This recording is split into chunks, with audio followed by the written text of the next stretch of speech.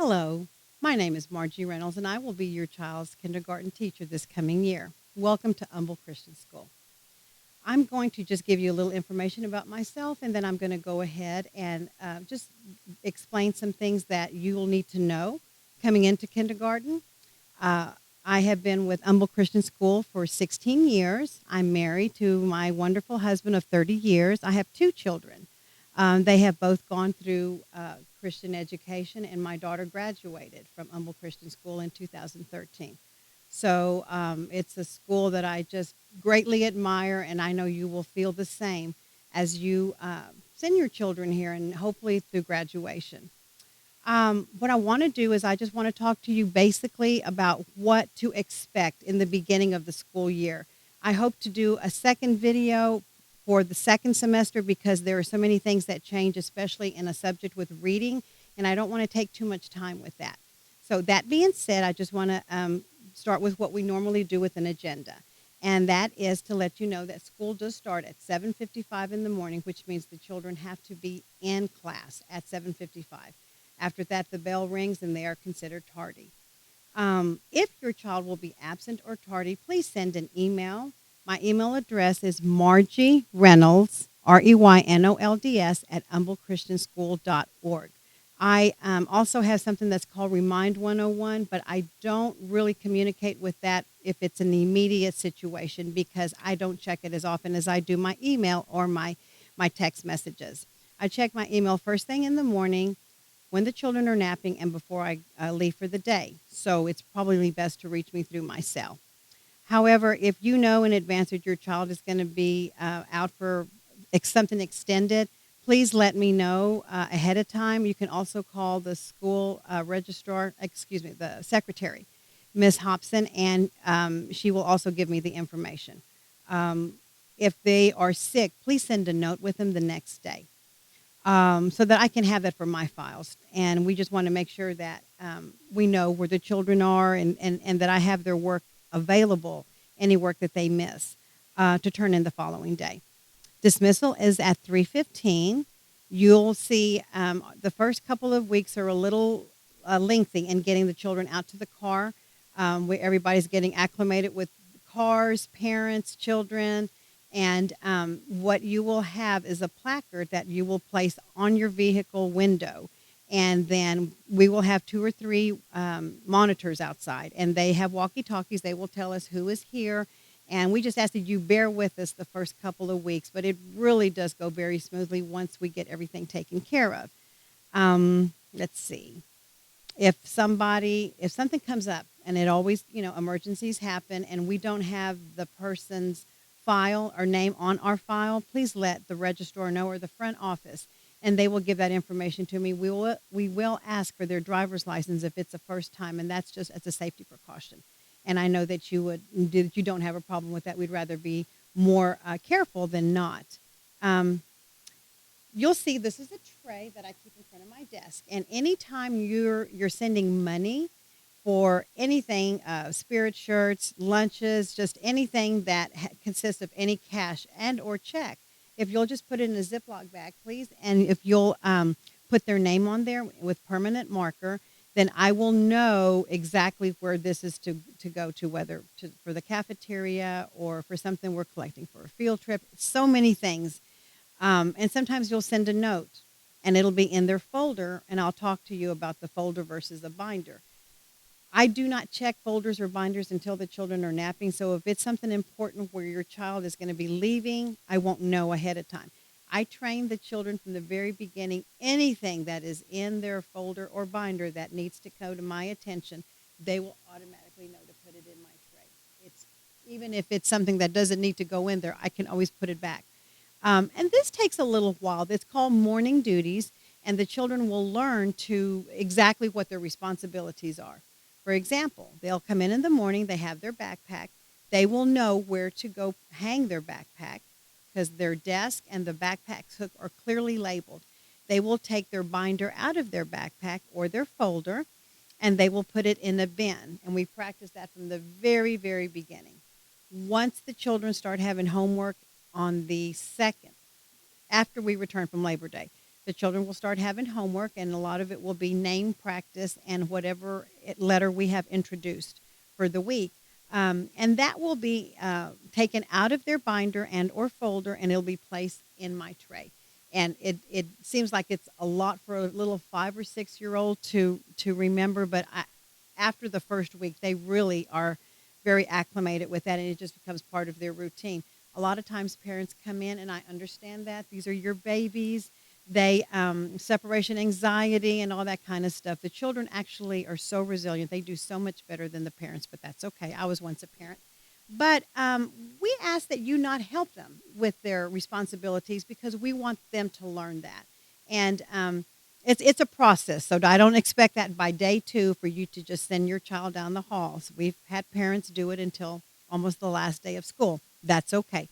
But they're very young, and this for many students, this may be their first time in a structured setting, and they really will do well because they will pick up what everybody else is doing, and so it'll become just second nature to them. And so if you're ever concerned, maybe they had a bad morning, or maybe something happened in the car, feel free to send me a text. I may not reply right away, especially if we're during instruction, but I will get back to you to keep your mind at ease. I know how I was with my 2 children when they were in kindergarten, and every little thing was just mind-boggling with me until I learned to relax. Actually, after my first child, I was able to relax. So my poor daughter, she kind of got tossed.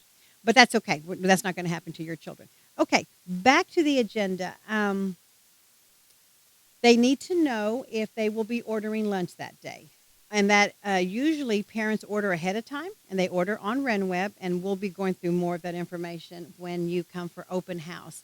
But if they do not have a lunch and they haven't ordered online, I always check our lunch account, and I will see who has not ordered, and they will not. If they don't have a lunch, I will order for them. And so rest assured, your child will, if you forget, your child will not go hungry. And it's better for the parent to order because you know what your child likes, what they will eat, what they won't eat. And so it's easier for the lunch staff, but it's also better for your child because you want to make sure that what they eat, that what they have ordered, that they will be able to eat because it's a long day before they have snacks. And that is after nap time. Let me just back up a little bit. The children have lunch at 10:30, and I know that's very early. That's why we have a snack in the afternoon. So if they eat at 10:30, then they have recess. Then we come in and have just a little bit of downtime. It's very hot initially. They come in, they sit down, we have a story time. We have something to just settle them down and drink lots of water. Then it's nap time. And so the children will lay down for about an hour and 15 minutes. They do not have to go to sleep, but they do need to rest quietly. And so some children, they put their head down and they are out. Some children, it takes a little bit longer, but this downtime is very important because we still have the second half of our afternoon. And so it's very important they just get that little break. Water is very important in the beginning, initially, because it is very hot. So if you would send a water bottle, it could be in a thermos, or it could be just in the plastic water bottles that the disposable ones that you purchase in the store, that's fine. Just make sure that you put their name on there. What I do initially is I will put their name on there with a permanent marker. Now, because some children have names that are very, very long, for the sake of time, each child is assigned a number. And so their number you will see in a lot of the items that they bring, maybe their mat or maybe a folder. And so it's just easier for me. They learn that number within the first couple of days.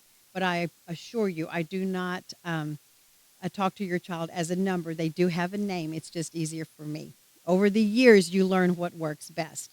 I would ask that you send a change of clothes in a Ziploc bag. Just compress it as tight as you can. It will stay in your child's backpack. Some children do have accidents not making it to the bathroom in time, but more than that, it's usually they slip or they fall outside and it's muddy, or anything could happen. Maybe they spill their red juice all over their chapel uniform and it's wet. So it's just good to have something to change into. Even extra socks and even panties for the girls and little underwear for the boys. It's not taken out and exposed, but it's important that they have it because when they do have accidents, they really want to change into something that's comfortable. And so we're very discreet as possible. The other children don't know when there's been an accident, so just rest assured we are very much aware that this is new for the little ones and accidents do happen. Um, it does not have to be a uniform. It can be just a regular change of clothes. Some children are a little embarrassed, though, if they have on their summer shorts and a tank shirt. So another uniform would be more comfortable for them, but it's strictly up to you. The backpacks are very important. They have to be large enough to fit a binder and a blanket, and I'll explain what that means. Let me back it up just a little bit by saying initially a child will have on your school supply list, you have two portfolio size folders. That's what one of we request. And the reason this is important is because when they first come to school, they will bring we will use a folder. And in the folder, it'll have um, an agenda. It'll have an obedient chart, which will look like this. And it'll be very, very simple for the first 2 weeks of school. You will take this out and you will look and see what kind of a day they had. And there's three smiley faces, or there's three little faces. One is a smiley face, and if it's green, then they had a very good day. If it's yellow, they had to have more than one warning, and if it's red, they had to have warnings and they had to go see the principal, or it may have been something that constitutes a red OB without going to yellow, as if they hit somebody or push somebody or just something that we need to be very, very careful with. I explain all of this to the children, and it's very important. I'm a very structured individual, and it's very important to have order in the classroom. However, with kindergarten, I understand that there's just a lot of wiggle room with the children. So the most important thing is to keep in communication with me. If they had to have a warning, I usually don't write that down there. I just don't have the time to write every little incident. If they did receive a yellow OB or a red OB, there will always be a note on the OB chart explaining what the problem was and how we corrected it. If it is excessive in the beginning, then I will call to set up a conference, which I normally doesn't happen, but if it does, don't be alarmed. We just want to make sure that we get everybody on the same track so that the parents know how their children are doing, and we don't need to wait until October when we have our mandatory conferences. So don't be alarmed if that happens. It's just so that everybody's on the same page, and we want to make sure that we get the behavior under control, because discipline is very, very important. In order for me to be able to teach, I need to be able to have the children obeying, and it's just it works well for everybody all the way around. Do we have problems sometimes? Yes. But as long as I've been teaching, there has never been a problem that can't be remedied, and the most important part is by communication. Sometimes I will have the counselor and or the principal come in so that we can strategize if it gets to be a problem, but normally it doesn't ever have to get that far as long as we take care of it in the very beginning. You will have probably, when you have this video, you will see some attachments. The most important one is the classroom rules. I'm not going to go through them right now because they will be attached to the video, but you're to review these rules with the children, and then you sign it, and you put your child's name, and then you sign it on the bottom, and it shows me that you have reviewed these rules so that everybody understands, for example, about obeying, about the rules in the classroom, how do we line up, how are we in the hallway, what's expected when they're in the bathroom, all of these things. And if like I said, if it seems a little overwhelming, it does take a little while for them to become acclimated, but it really does work very smoothly. And so I just asked again that you hopefully will be able to view this video very quickly and send the attachments back to the school, and you'll send them back in their folder. So initially, we use this for the first 2 weeks of school. After Labor Day, we're going to start using a binder. And a binder, it will have their name on there, and it'll also have their obedience chart will always be the first thing you see in either a binder or a folder. The obedience chart will be right in the front, and just as I said, this is what tells you how your child did. Initially, you'll see 5 green smiley little faces because everybody starts off green. No matter what happened yesterday, they start off brand new. They have grace every day, just as we have grace from God every single day. We don't carry our past with us. Every day is fresh and anew, and the same thing is with the children. Whatever happened yesterday is happened, and we start new. So you will originally see 5 green obies. Now, the only way it would change is if it goes from yellow to red, and there will be an explanation on here. We won't start homework until after Labor Day, and in that time, you'll have your child will have name practice. They will see in the middle here. You'll see on the OB chart. It tells you exactly what when we have homework when the homework is required, and on the comments, it'll tell you maybe a special activity is coming up, maybe homecoming, what what they're going to be doing, um, chapel, what they're going to have a special presentation.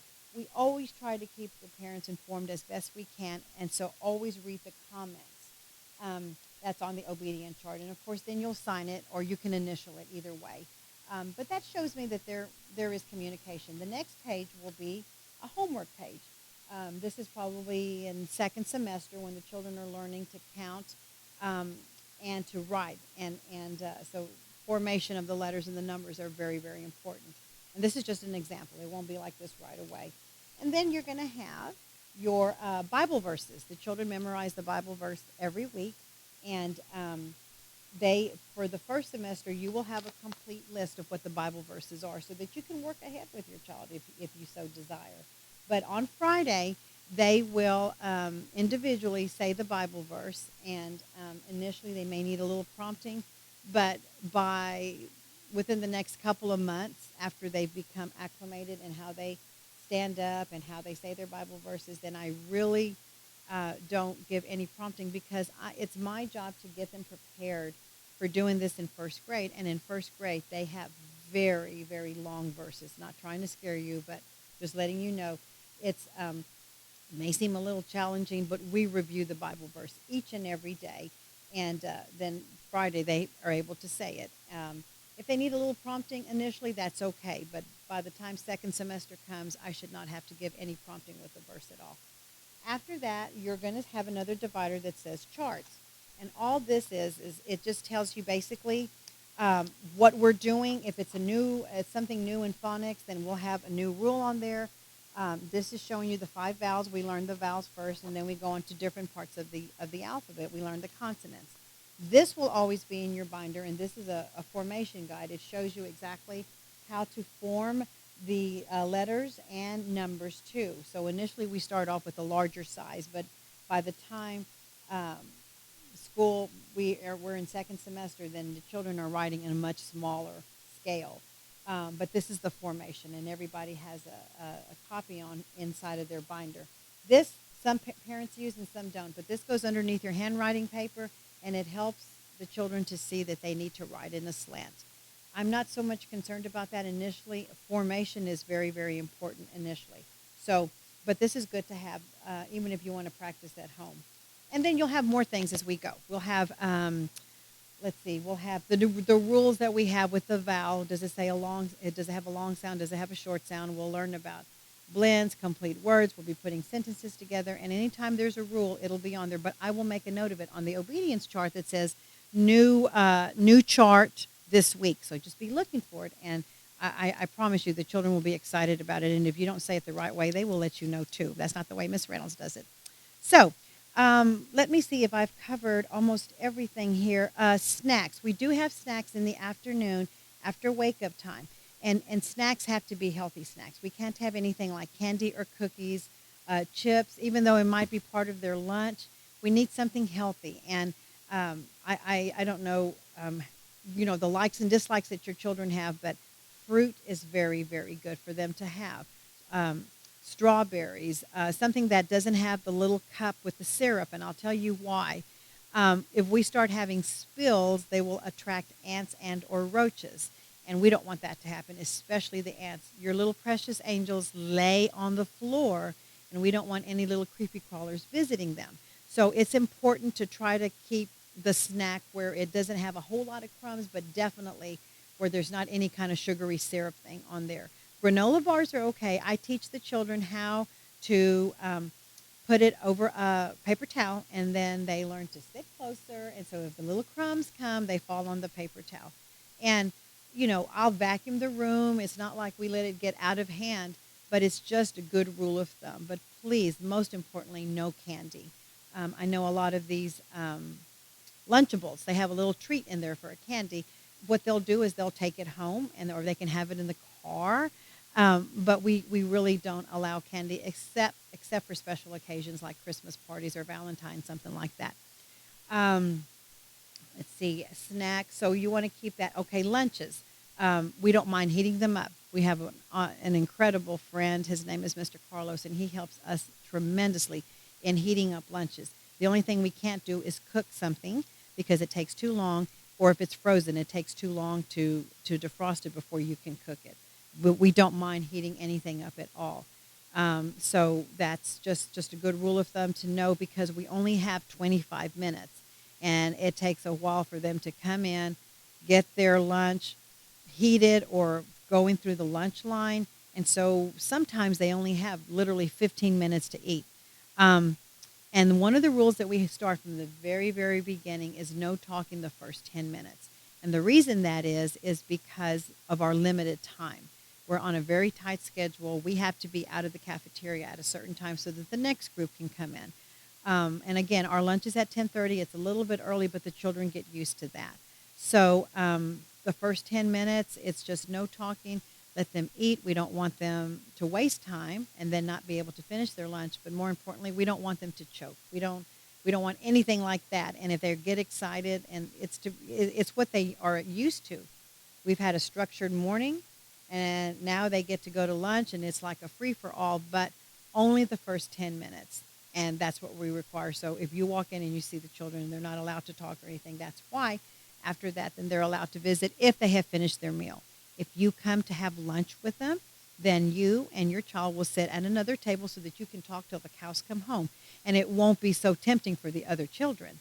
And it's a special time, too. We really encourage parents to come have lunch with their children. It makes them feel very special. Birthdays. We have, if you want to send cupcakes or a cookie, it has to be store-bought. Health reasons, violations, I don't know how that works, but we used to could have something that was made from home, but everything has to be store-bought now. Bring it at 10:30, and then we will sing happy birthday to them about 10:45 after they've had a chance to have their lunch. And it's a very special time for them. We acknowledge it here in their classroom as well. They get to wear something special, either a crown or a badge, or we just make their birthdays as special as it can possibly be. If you have a party, or you're scheduling a party for their birthday, I will be more than happy to put invitations in their binder or folder, but it has to be for the entire class. We can't just have 3 or 4. And I know you understand why, so I'm not going to go into that. But just know that I'd be happy to put them in their folders so that you don't have to send them out by mail. Real quickly, all I'm going to do is go through what our subjects are, and not go into too much detail about them. I'll do that at a later time. But basically, the general rule of thumb is every morning we start with Bible. Then after Bible, we go into phonics and then handwriting. We have lunch at 10:30. We have recess at 11. We have nap around 12:15. So we have that little interim period when they come in from outside and they're very hot and they're resting. But nap time is usually 12 to 1. Then they wake up. We go to the bathroom. We have snack. Then we have our math class. Our math class is a very, very important subject. It's one of our core subjects. So we ask that you please do not pick up your children early. We have to fit in math, and that's the best schedule that we can come up with. And I'll tell you why. We have enrichment classes with music, art, library. I think that's it, and Spanish. So they incorporate the schedule is where they have the majority of their enrichment classes in the morning. So they will not go from subject to subject to subject to subject. That's just asking a little bit too much with the children. And so they get out and they'll go to another classroom for each of those other subjects. So it's important that the children are here for the entire day. Now I know exceptions. There's always an exception. Something comes up, and we understand that.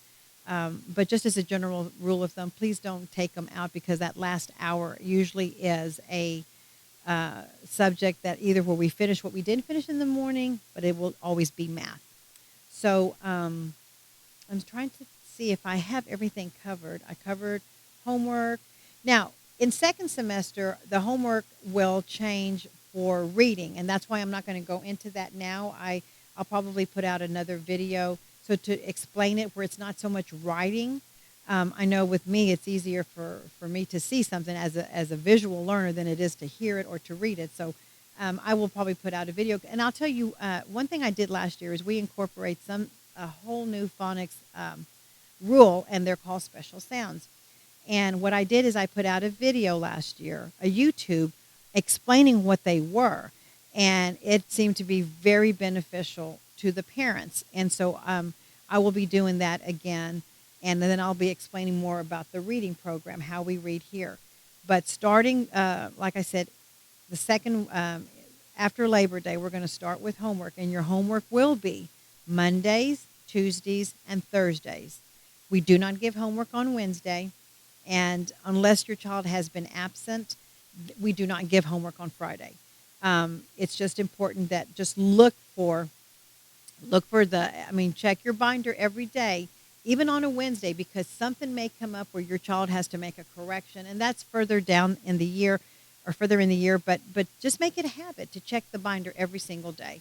But homework will usually be Monday, Tuesday, and Thursday. If you have any questions, like I said, feel free to send me a text or set up or call me, and we can try to talk by phone for any questions you may have.